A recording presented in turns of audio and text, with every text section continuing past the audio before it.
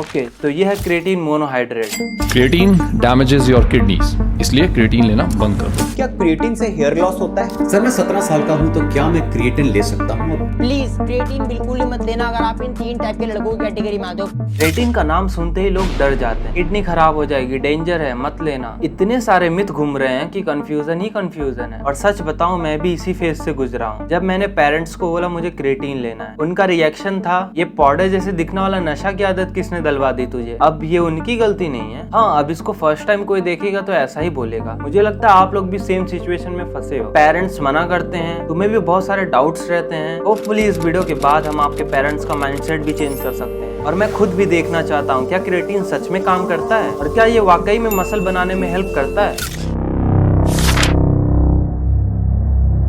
अब सबसे पहला और सबसे ज्यादा पूछे जाने वाला सवाल, भाई क्या क्रिएटिन वाकई में मसल बनाने में हेल्प करता है? अब इसका शॉर्ट आंसर है यस, करता है। लेकिन लॉन्ग आंसर थोड़ा सा इंटरेस्टिंग है। चलो एक सिंपल एनिमेशन से समझ लेते हैं। मान लो ये तुम हो, एक ऐसा बंदा जो जिम करता है, हाई इंटेंसिटी वर्कआउट जैसे वेट लिफ्टिंग। अब जब तुम हैवी वेट उठाते हो, तुम्हारे मसल को चाहिए होती है एनर्जी, राइट? इस एनर्जी का टेक्निकल नाम है एटीपी। जब तक एटीपी है, तुम रैप मारते जाओगे। जैसे ही एटीपी खत्म, गेम ओवर, वहीं पर फेलियर आ जाएगा। अब यहाँ करता है क्रिएटिन। जब तुम क्रिएटिन लेते हो, बॉडी उससे कन्वर्ट करती है इनटू फास्ट फूड क्रिएटिन। और फास्ट फूड क्रिएटिन क्या करता है? सिंपली एटीपी को वापस से प्रोड्यूस करता है। तो बिफोर क्रिएटिन आपके पास कुछ लिमिटेड एनर्जी थी, but after creatine you have more energy. जैसे पहले तुम सिर्फ 8 रैप मार पाते थे, अब क्रिएटिन के बाद तुम 10 या 11 रैप मार सकते हो, क्योंकि अब तुम्हारे मसल के पास एक्स्ट्रा एनर्जी है। अभी तक तो समझ गया होगा क्रिएटिन का काम क्या है, पर एक सवाल है, क्या ज्यादा रैप मारने का मतलब ज्यादा मसल्स? अब क्या ये सब एक थ्योरी है या रियल लाइफ में भी काम करता है? अब यही सब जानने के लिए साइंस वाले स्टडीज करते हैं। और गुड न्यूज ये है, क्रिएटिन दुनिया का सबसे ज्यादा रिसर्च सप्लीमेंट है। लिटरली हर एंगल से टेस्ट किया गया है और बार बार यही प्रूफ हुआ है ये मसल बनाने में हेल्प करता है। एक एग्जांपल देता हूँ। एक 8 वीक की स्टडी हुई थी जिसमें 27 लोगों को क्रिएटिन दिया गया था और 27 लोगों को फेक पिल यानी प्लासिबो। अब जिन ग्रुप ने क्रिएटिन लिया था उनका मसल मास ज्यादा ग्रो हुआ कंपेयर टू जिनको फेक पिल दिया गया था। सिंपल वर्ड में बोलूँ तो क्रिएटिन ने एक्चुअल में फर्क डाला था। अब मैं ये बिल्कुल नहीं बोल रहा कि मैं बहुत बड़ा एक्सपर्ट हूँ या साइंटिस्ट हूँ, लेकिन जितना रिसर्च किया, जितने लोगों से सुना, जितनी स्टडीज पढ़ी, कंक्लूजन ये है क्रिएटिन काम करता है। इतना डाटा, इतनी स्टडी, इतना फीडबैक, अब ये सब देखने के बाद ये कहना मुश्किल है कि क्रिएटिन वर्क नहीं करता। वो सच में मसल और स्ट्रेंथ दोनों में हेल्प करता है। अब सवाल ये है, अगर आप हर दिन क्रिएटिन लो तो कितना एक्स्ट्रा मसल मास बनेगा? 1 kg,